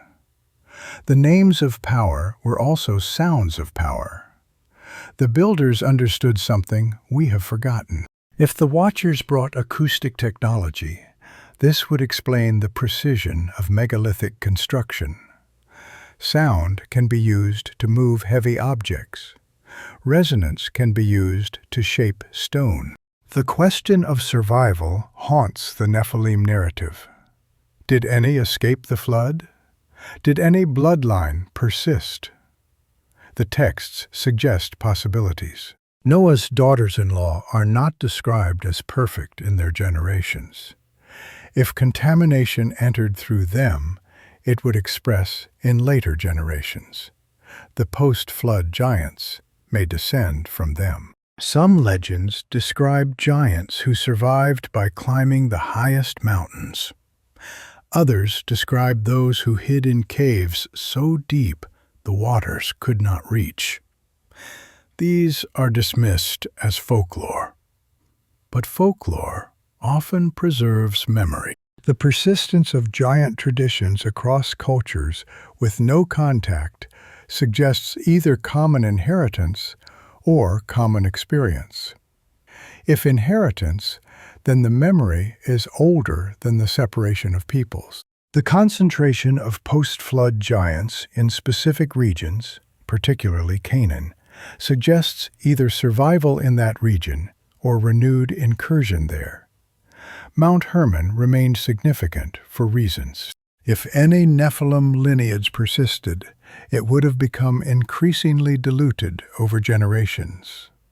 But genetic traits can remain dormant for centuries before expressing. Recessive genes wait. Fire appears repeatedly in the judgment of Watchers and giants. Bound in burning valleys, imprisoned in lakes of fire, the element of purification reserved for the most severe contamination. Sodom and Gomorrah were destroyed by fire from heaven. Their destruction follows the same pattern as Nephilim territory. Total annihilation, no survivors, complete genetic reset. The biblical text notes that their sin was like the sin of the angels who left their proper habitation. The connection is explicit. The same transgression, the same purification. Fire consumes completely. Unlike water, which can recede and leave survivors, fire leaves only ash. The choice of fire for final judgment of the Watchers suggests the severity of contamination. The imagery persists into later texts. The lake of fire in Revelation, the eternal flames in various traditions. Fire became the symbol of ultimate purification for ultimate transgression. Dreams carried warning to the giants. Their doom arrived first in vision, then in reality. This pattern deserves attention. Malwe dreamed of tablets submerged in water, all names washed away except 4: Noah, Shem, Ham, Japheth. Everyone else erased. The dream told the truth that waking life had not yet revealed. Ohia dreamed of 200 trees cut down by angels. Only 3 branches remained. The Watchers were the trees. Noah's sons were the branches. The dream was judgment, announced in symbol. The giants sought interpretation from Enoch, already translated to heaven. They flew across the desert to reach him. The detail suggests capability we do not currently possess: flight or teleportation or something else. Enoch's interpretation offered no comfort. The dreams meant what they appeared to mean. Destruction was certain. The only question was timing. Awareness did not change outcome. The giants knew they were doomed, but could not prevent it. Foreknowledge without the power to change creates particular anguish. They watched their fate approach for 40 days of rain. The Watchers wait, bound in darkness, conscious, aware, unable to act, for 70 generations, until the final judgment. This is their current state, if the texts are accurate. What does consciousness without action feel like? What does waiting for millennia do to a mind? The texts do not say. But the waiting continues, has continued for thousands of years. The Nephilim spirits wander, disembodied, hungry, seeking what they lost. Physical sensation, embodiment, the pleasures of matter. This is their current state, if the texts are accurate. The difference matters. The Watchers are imprisoned. The Nephilim are loose. The fathers are bound. The children roam. Different fates for different transgressions. If the Watchers are released at the end of days, what will they do? Return to their original transgression? Seek revenge on humanity? Submit, finally, to the authority they rejected? The texts suggest conflict. If the Nephilim spirits find new bodies, whether through possession or through technology-enabled creation, what will they become? The ancient hungers in modern form, the ancient violence with modern weapons. Remembering has power. The ancient scribes understood this. They preserved accounts that seemed fantastical because forgetting seemed more dangerous than disbelief. Every culture that preserved giant narratives chose to remember. The stories were not convenient. They challenged comfortable assumptions, yet generation after generation passed them forward. We are the recipients of that choice. What scribes copied by candlelight thousands of years ago reaches us through digital screens. The medium changed, the transmission continues. What you do with what you have received matters, not because the story demands belief, but because attention shapes reality. What we collectively remember influences what we collectively become. The giants were forgotten once, reduced to fairy tales, dismissed as primitive imagination. But the evidence accumulated, the patterns persisted, and slowly the forgetting began to reverse. Perhaps we are living through a remembering. Perhaps the information emerging now is not new, but recovered.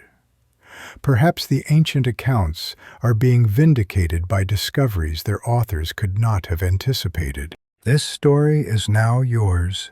You have received it. You carry it whether you want to or not. What was transmitted enters your awareness and remains there, shaping perception in ways you may not notice. You will see headlines about genetic modification differently now. You will notice patterns in entertainment and culture that reference giants. You will catch allusions that would have passed unnoticed before. This is not indoctrination. This is context. The ancient narrative provides a framework for interpreting modern developments. Whether the framework is accurate, you must decide for yourself. But you have one now. Before tonight, you may not have. The Watchers, the Nephilim, the transgression of boundaries, the consequences of enhancement without wisdom. These concepts are available to you now. The night around you deepens. The stars continue their ancient paths. The same darkness that covered the antediluvian world covers you now. What looked down on the giants looks down on you. In that darkness, questions wait. They do not demand answers tonight. They simply wait. What was the world before the flood? What walked the earth that should not have walked? What comes after us? Let the questions rest where questions rest. In the depths where sleep prepares.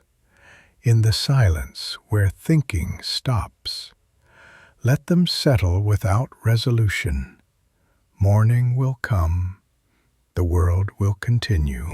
We have traced patterns across millennia tonight, from Mount Hermon to Baalbek, from the Book of Enoch to the laboratories of today, from the days before the flood to the technologies emerging now. What have we found? Accounts too consistent to be coincidence, structures too precise to be primitive, patterns too clear to be random. Evidence that suggests the ancient texts preserve memory of real events. The giants existed. Whether as literal beings of impossible size, or as powerful hybrid beings whose scale was exaggerated through retelling, something walked this earth that should not have walked. Something was created that violated boundaries. The consequences followed. The flood, the elimination campaigns, the systematic attempt to erase what had been made. Yet traces survived, in stone, in story, in genetic echoes that may persist in populations today. Now we face similar choices. The technologies that mirror the Watchers' curriculum develop rapidly. The modifications that echo Nephilim creation become possible. The boundaries that were transgressed before are transgressed again, under different names. What should we do with this knowledge? Perhaps nothing. Let it settle as entertainment. Let it fade as the hours pass. There is no obligation to act on what you have heard. But perhaps something. Perhaps a question has formed that will not dissolve. Perhaps you will look at the ancient world differently. Perhaps you will notice patterns you missed before. The giants, whether literally real or mythologically real, represent something that matters. the transgression of boundaries, the pursuit of enhancement without wisdom, the creation of beings who should not exist. These themes recur because they address permanent human temptations. The Watchers thought they were bringing gifts. The knowledge was real and useful. But knowledge without wisdom corrupts both giver and receiver. The gift became curse. The enhancement became destruction. We face similar dynamics. The technologies developing now could enhance human flourishing or destroy it. The difference lies not in the technologies themselves, but in the wisdom with which they are deployed. And wisdom cannot be manufactured. It must be grown. Carry what you have heard tonight forward, not as fear, but as awareness, not as certainty, but as possibility. The ancient warnings were encoded for a reason. Those who encoded them hoped future generations would understand. We are those future generations. Whether we understand, whether we heed, whether we learn from what happened before, remains to be seen. The choice is ours. The consequences will follow our choice. The hour grows late. The stars wheel overhead, as they have wheeled since before the Watchers descended. The same darkness that held their secrets now holds ours. What we do with that darkness is up to us. Let the story settle into whatever depths receive it. Seeds planted in darkness grow without conscious attention. What you have heard tonight will continue working, whether you remember it or not. The giants are silent now. Their stones remain, but their voices are gone. The world they dominated has been buried under newer worlds. We walk on their graves without knowing it. But the patterns persist. The temptations persist. Each generation faces the same choices with different technology. The question is whether we learn from those who came before. Let sleep come gently now. Let dreams carry you where waking cannot reach. Tomorrow the world will continue, but you will see it differently. You will notice what you missed before. This has been Echoes of the Ancients. Thank you for listening. If this story moved you, subscribe to this channel. Share it with someone who asks questions about the hidden past. Leave a comment telling me where you are listening from and what time it is there. Tell me what resonated. Tell me what questions remain. Until next time, may your search for truth lead beyond the permitted. The giants went silent long ago, but their story still echoes. And now you carry that echo forward. Good night.